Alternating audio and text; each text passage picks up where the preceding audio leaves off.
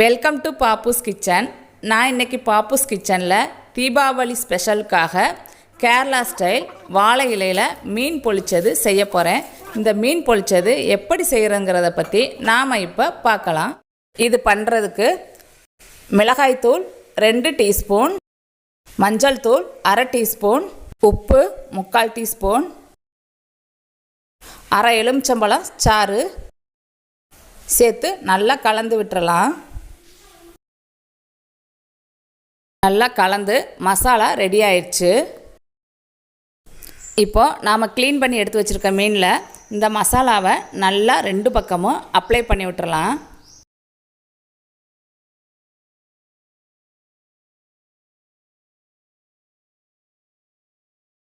மீனை நல்லா மசாலாவில் தேய்ச்சி எடுத்தாச்சு. இப்போ இதை ஒரு 15 நிமிஷம் மசாலாவில் நல்லா ஊற வச்சு எடுத்துக்கலாம். 15 நிமிஷம் ஆச்சு.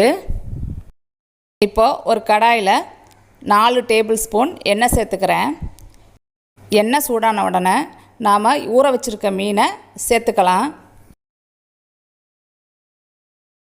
இது கூட வாசனைக்காக ஒரு கொத்து கருவேப்பிலை சேர்த்துக்கிறேன். கருவேப்பிலை சேர்த்துட்டு இது கூட ஒரு 5 நிமிஷம் லோ ஃப்ளேமில் ஷாலோ ஃப்ரை பண்ணி எடுத்துக்கலாம்.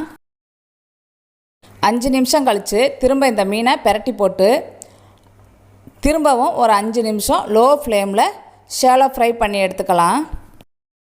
இந்த மீன் ஃபுல்லாக வேகணும்னு அவசியம் இல்லை, பாதி அளவு வெந்தாலே போதும். ஒரு 5 நிமிஷம் கழித்து திரும்ப இதை வேற ஒரு பிளேட்டுக்கு நம்ம மாற்றி எடுத்துக்கலாம். திரும்ப அதே எண்ணெயில் சீரகம் 1/4 டீஸ்பூன், 5 பல் பூண்டு நச்சு எடுத்து வச்சுருக்கேன், அதையும் சேர்த்துக்கிறேன். 2 பச்சை மிளகாய், 1 கொத்து கருவேப்பிலை சேர்த்து நல்லா வதக்கி எடுத்துக்கலாம். இதெல்லாம் வதங்கின உடனே 2 பெரிய சைஸ் வெங்காயம் கட் பண்ணி எடுத்து வச்சுருக்கேன், அதையும் சேர்த்துக்கலாம். சேர்த்து வெங்காயம் நல்லா கண்ணாடி பதம் வர்ற வரை நல்லா வதக்கி எடுத்துக்கலாம்.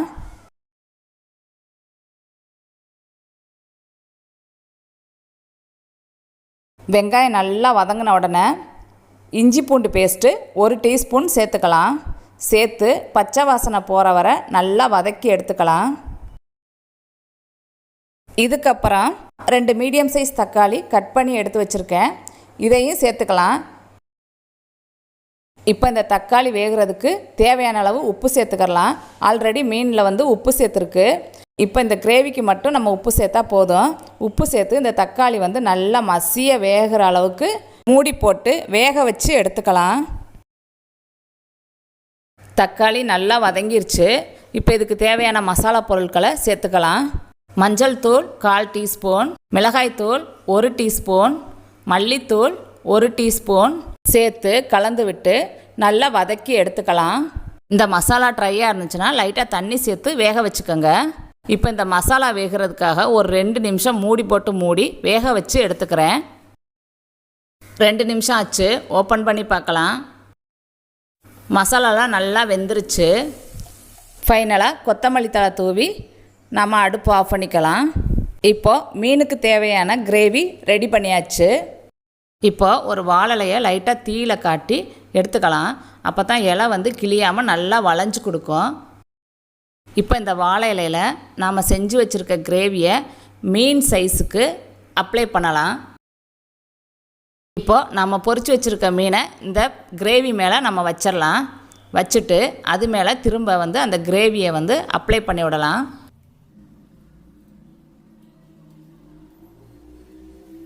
கிரேவியெல்லாம் வச்சு முடித்தாச்சு. இப்போ இந்த இலையை நல்லா பொட்டலை மாதிரி மடித்து எடுத்துக்கலாம்.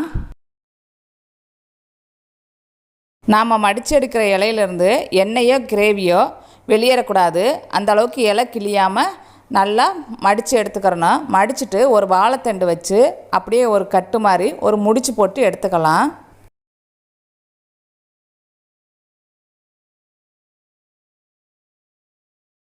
எண்ணெய் லீக் ஆகாமல் இருக்கிறதுக்காக நான் இன்னொரு இலையை வச்சு லைட்டாக சுற்றி கட்டி வச்சிட்றேன்.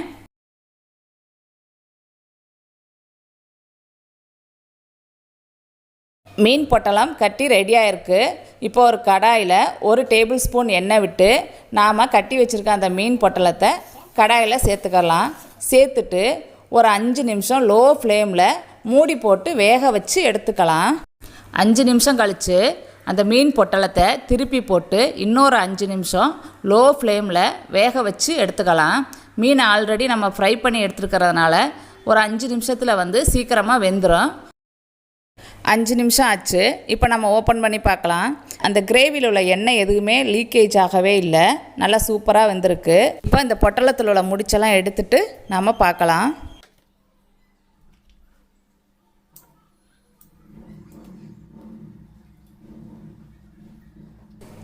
நீங்களும் உங்கள் வீட்டில் ட்ரை பண்ணி பார்த்துட்டு எனக்கு கமெண்ட் பண்ணுங்கள். சூப்பரான டேஸ்டியான வாழை இலையில் மீன் பொளிச்சது ரெடி ஆயிடுச்சு. இப்போ உங்களுக்கு இந்த வீடியோ பிடிச்சிருந்தா பாப்பூஸ் கிச்சனுக்கு லைக் பண்ணுங்கள், கமெண்ட் பண்ணுங்கள். வீடியோ பார்க்குற எல்லோரும் மறந்துடாமல் சப்ஸ்கிரைப் பண்ணுங்கள். Eat healthy, think better.